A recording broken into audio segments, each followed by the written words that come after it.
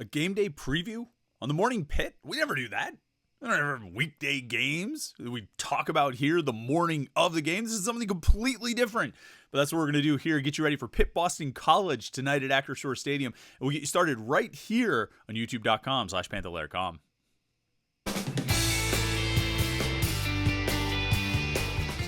Yeah, it's funny. I was thinking about what should we talk about today? What should Thursday, the Thursday edition of the Morning Pit be about? And I was like, wait, there's a game tonight. This is a game day edition of the Morning Pit. This is a game preview edition of the Morning Pit. That's what we're going to do. We're going to talk about Pitt Boston College on the Morning Pit, and we'll probably talk about it tomorrow too. Actually, I haven't fully decided what we're going to do as far as a Morning Pit tomorrow.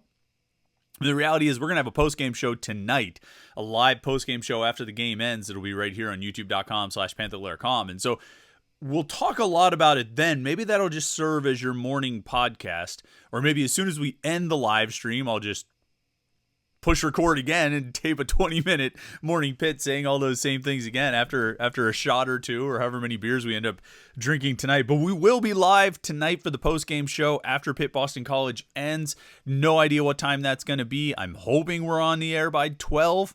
On the air. So nostalgic to say something like that, on the air. I should get one of those on-air signs, probably on this side, that hangs behind me, and I flip the switch so it goes on air. So it really looks professional. You know what I mean? Looks professional.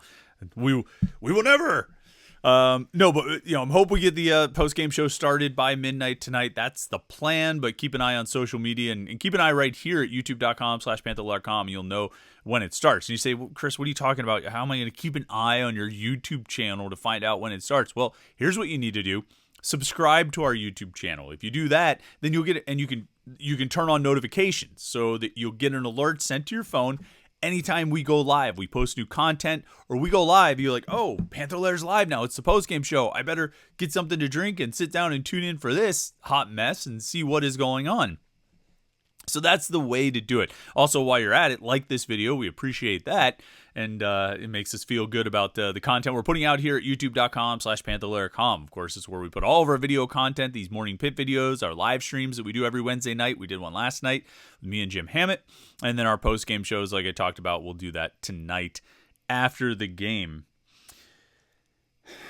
And it's funny, as I talk to people about this game and as I think about this game, I keep coming back to Boston College just isn't very good. You know what I mean? They're just not that great of a team. They started off 1-3. They got on a hot streak, but they won 5 in a row. But they beat, those 5 wins in a row was Virginia, was Army, was Georgia Tech, Connecticut, and Syracuse. They lost to Northern Illinois to open the season. They barely snuck past Holy Cross with a 3-point win. And they blew it in an opportunity against Florida State. They ended up losing to Florida State by 2, and then they got blown out by Louisville, and it looked like the season was falling apart at 1-3.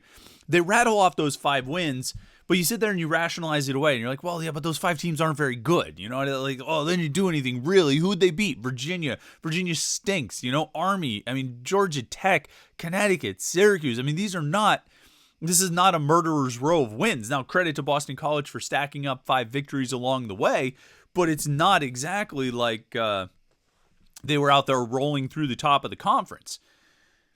But every time I start going down that road and every time I start thinking about that, and I start thinking, Boston College just isn't very good. This should be a game that Pitt can win. This should be a game that Pitt should win.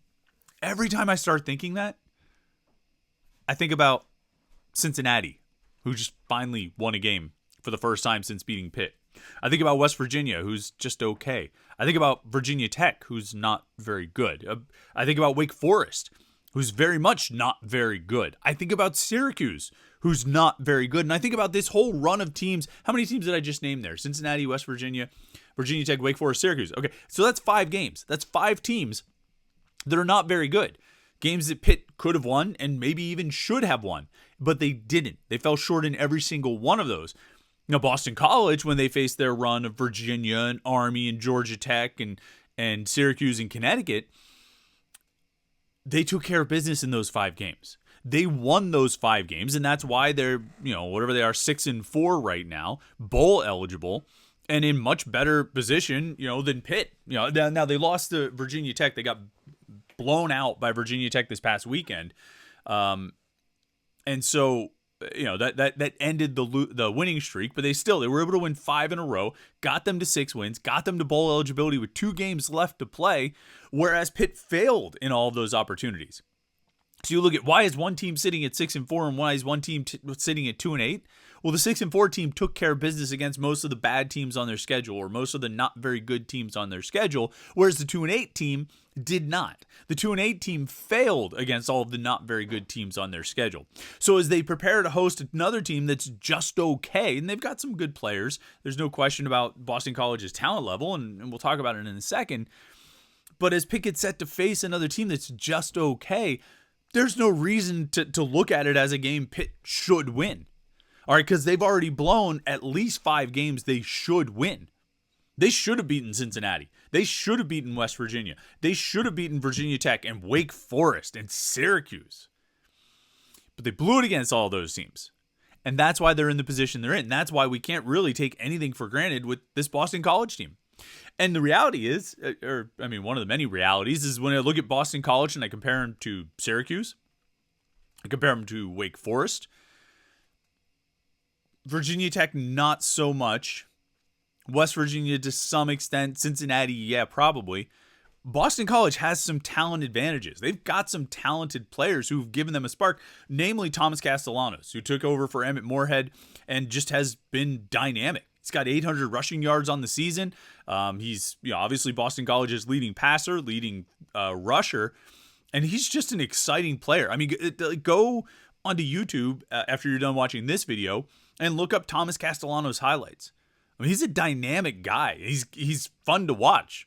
Maybe not tonight when he's playing against Pitt, but when you watch him throughout this, I participate in a college football fantasy league, and he was my quarterback for a decent chunk of the season before he got hurt and started having some down games. Now I'm riding with Donovan Smith from Houston. Hopefully he can get me into the finals, the championship of the league. But that's another topic. But I mean, he's an exciting, dynamic playmaker who can run and really run. Probably the best running quarterback that Pitt has faced all season, and that includes, Drake May can move a little bit, but obviously Kyron Drones can go. I think the Cincinnati quarterback could run around a little bit. I mean, we saw last week. I don't know if last week even counts. I mean, last week they were running the Wildcat offense or wing T or triple option, whatever you want to call it. They were barely, I don't even think you would say, well, that was facing a running quarterback. Garrett Trader is a running quarterback. He's a quarterback with mobility. But that wasn't even really what they were facing and trying to contain last week. This week is a whole new challenge, a different kind of challenge against a very dynamic playmaking quarterback with mobility, a playmaking running quarterback. And that's going to demand a lot of responsibility, discipline, and assignments on defense. And that might be perhaps the most disappointing part of this season for Pitt. Now, quarterback is always going to reign supreme in terms of disappointments this year for Pitt. Just like if a season is successful, the quarterback will reign supreme as the primary reason it was so. But I think if I look at this Pitt team right now, and I look at their 2-8 and how they got to 2-8 and why they're 2-8 and all of that, the defense, particularly the run defense, has been probably the most disappointing part of it all. Now, we talked all offseason, we talked all spring, and we talked all summer and through training camp about how this was a transition year for the defense, how there was a lot of personnel turnover, and that as such, there would probably be some bumps along the way. I think one of my common refrains over the summer was, look, September might be a rough month for the defense. The key is going to be that the offense can score enough that even if the defense makes mistakes, if the defense gives up yards and points, the offense can still overcome that. The offense needs to be good enough. Now, some of that proved to be, smart analysis. Actually, all of it proved to be smart analysis, because all I was really predicting in there is that the defense would have some struggles. I was sort of saying, so if that happens, not sort of, what I was saying is if that happens, the offense needs to be good enough to overcome it. Now, so that actually was good analysis, because what we saw was the opposite of it, that the defense was slow in the early portion. They did give up plays and they did give up yards, and the offense just wasn't good enough to make up for it. You know, when the defense was giving up all those rushing yards against Cincinnati, the offense couldn't do anything to keep up with the Bearcats, at least through the first half. They go down to West Virginia. The defense actually played well, did a good job, gave up a few first downs that helped extend drives for West Virginia and kept Pitt's offense on the sideline. But ultimately, did a good job. You give up 17 points. You played well enough to win defensively. And the offense, obviously could only manage 2 field goals. The North Carolina game was a great example of exactly what I'm talking about, where Carolina got theirs, and they were always going to get theirs. Carolina would get theirs against a good Pitt defense. You know what I mean? Some of the better years when we've seen this defense, that Carolina team with Drake May was going to go out and produce. The offense would need to make up for it. Carolina did its part. Pitt's offense did not.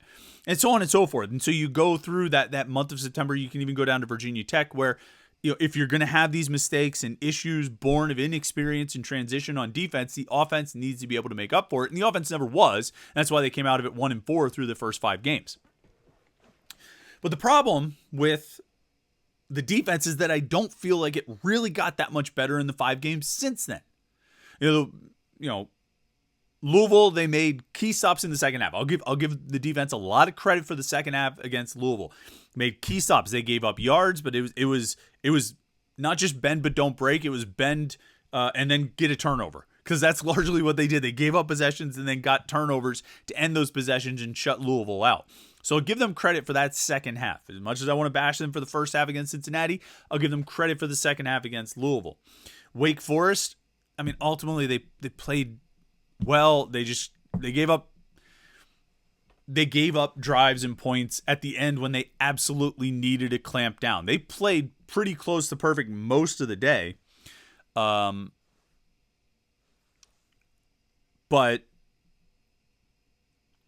at the very end, where they needed to be perfect, they fell short and they fell apart. Now, again, that's a game that I would look at and say, well, the offense should have won that, because the offense went into a black hole for like 10 possessions and only got like a field goal out of it in between their 2 touchdown drives. So the offense, I'm going to put some of it on them. Obviously, they got smoked at Notre Dame.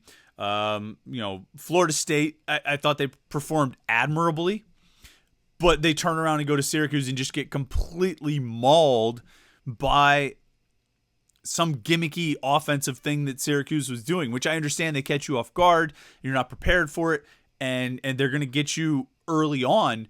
But at a certain point, you need to be able to adjust. You need to be able to play better, and you need to be able to stop some gimmicky stuff that Syracuse was doing.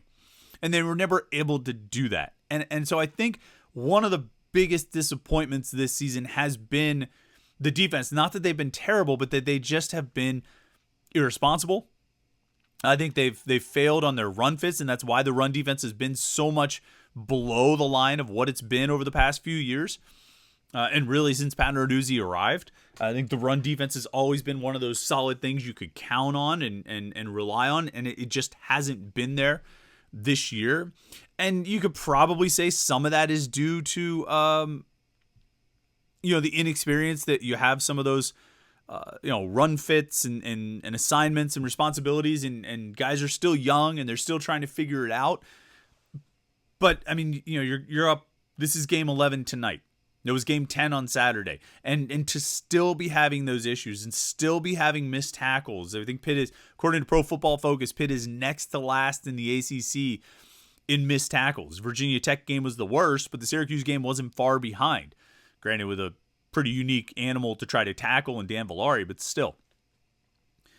The run defense just hasn't been up to the standard that Pitt needs it to be. They need to be able to make teams one-dimensional. Now, a lot of times in the past that, I wouldn't say backfired, but to some extent, when teams became one-dimensional, all they could do was throw the ball, they ended up throwing the ball and having a lot of success doing so.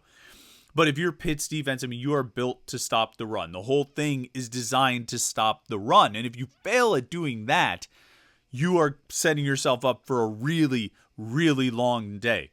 Or, in the case of this evening, a really long night. And that's the big concern here. Boston College leads the conference in rushing.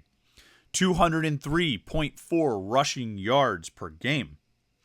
And Castellanos is a big part of that, but they've rushed for 2,000 yards. through 10 games. Nobody else is averaging more than 200 yards per game. Pitt, of course, rushing is at 98 yards per game because they really hit the double jeopardy of not being very good at running the ball and also not being very committed to it. Boston College's rush defense, conversely, is next to last in the ACC, but they just gave up 360 rushing yards to Virginia Tech, and I'm not sure that I'm going to go into this game tonight expecting Pitt to be able to run the ball against Boston College the way Virginia Tech ran the ball against Boston College, because Virginia Tech got like 135 yards on the ground out of Kyron Drones.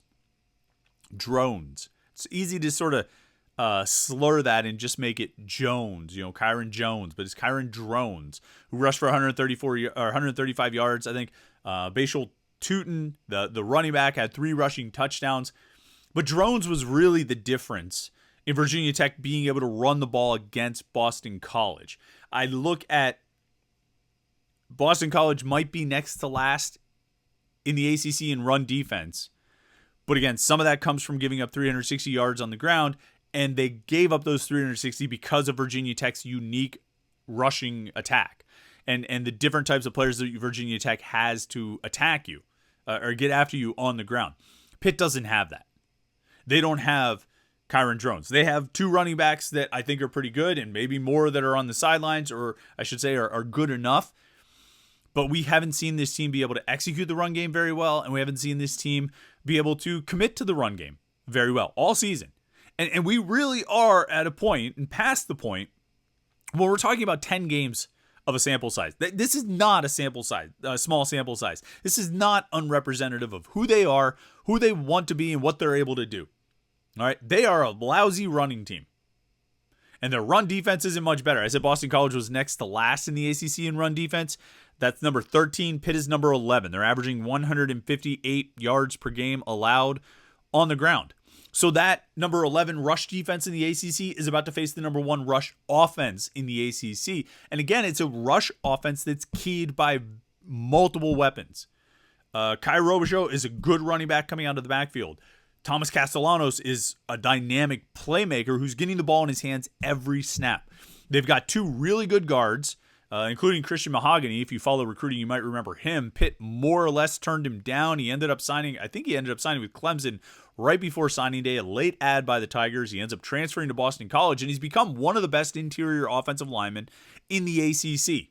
And he leads the attack. Him and the other guard are really good. The tackles are not quite as good as the guards, but they're still pretty talented. And against Pitt's defensive line, which if we want to hone in on Pitt's run defense and how disappointing the run defense has been, I mean, it's all 3 levels contributing to that. But except for maybe the corners. I mean, the corners aren't really too involved in it, or they're not too much to blame. But if we want to really specify where some of the disappointment comes from, it's up front. And I think I've talked about this at various points. I think I very much underestimated how much Kalijah Kancey was covering for all of those other guys. We often talk sometimes, Kenny Pickett, he just covered for a lousy offensive line. No, Kalijah Kancey covered for unproductive defensive tackles throughout the last couple seasons. And we knew that those other guys weren't all that productive, but they have just not made much of an impact at all. And the defensive ends haven't made much of an impact. The defensive tackles haven't made much of an impact. When you take that big-time playmaker, that first-round draft pick at defensive tackle off the team and out of the mix of defensive line, it's amazing how pedestrian the rest of the line actually looks. Now, there are some young players, and we'll see how Charlie Partridge does with them and develops them over the course of the offseason heading into next year. But this group is just not making an impact. And so I'm pretty concerned about this matchup of trying to stop Boston College's rushing attack with some real strengths for the Eagles up front, particularly in the interior, and with a running quarterback, one of the most dynamic players in the ACC, certainly one of the most dynamic quarterbacks in the conference, against a defensive line that has underwhelmed, and a back 7 or at least back 5 between the linebackers and safeties who've just been not reliable in executing what they're supposed to do and run fits and assignments and all of those things. This is a concern. This is a concern. I'm spending most of my time sitting here talking about, Boston College's offense against Pitt's defense because I don't really have anything to add about Pitt's offense. I'm not going to break down the matchups of Pitt's offense versus Boston College's defense because for 10 games, Pitt's offense has been bad. Yeah, I mean, maybe with the exception of the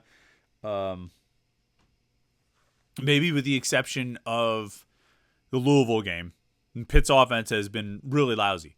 And so this is a game where I think the defense is going to have to keep Boston College at 14 points or less, maybe score a touchdown of its own, find a way to contain Thomas Castellanos and that rushing attack.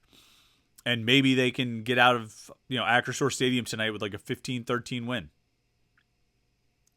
And you're like, dude, you're such a downer. Why are you being such a bummer today? Where's the optimism about this game? Well, brother, we've watched 10 games of this. And I had optimism for the Cincinnati game. I had optimism for the West Virginia game. I had optimism for the Virginia Tech game. I had optimism for the Wake Forest game. And I even still was clinging to a little bit of optimism for the Syracuse game. I don't need to recount the outcomes of those games for you. I don't think. So maybe now when we've fully given up hope on this team and fully given up belief that they can pull out a win, maybe this is when they will finally do it. Maybe they'll knock off Boston College tonight. It wouldn't be an upset. They're favored by 3 the last time I looked, and maybe that line has moved since I recorded this. But they're favored to win this game. They've been favored to win other games too, right? So we'll see. We'll see what they're able to accomplish. Like I said, we will be live tonight after the game for the post-game show right here on youtube.com/Panther-Lair.com. Make sure you subscribe to our YouTube channel. That way you won't miss any of our video content, either the post-game videos or the post-game press conference, post-game live stream, all those things that we do here at youtube.com/Panther-Lair.com after the game. And, of course, all the conversation, everything's happening right there, Panther-Lair.com, Pittsburgh.rivals.com. Thanks so much for tuning in today. I appreciate it. I'll figure out if we're going to have a Morning Pitt tomorrow or not. I don't know. We'll see. Maybe it'll come out a little bit later in the day. Maybe we'll just have the post-game show and stick with that and put it off until Monday. We'll see. Maybe I'll have something to talk about. And I'll tape one and we'll put it out early, bright and early as always. We'll see. We'll cross that bridge when we get to it tomorrow or tonight. Later tonight. Very, very late tonight. All right, thanks for tuning in today, though. I appreciate it. Hope you've had a great week so far. I hope you enjoy your Thursday. Have a great time at the game tonight. And we'll talk to you on the live show tonight after Pitt Boston College right here on youtube.com/Panther-Lair.com.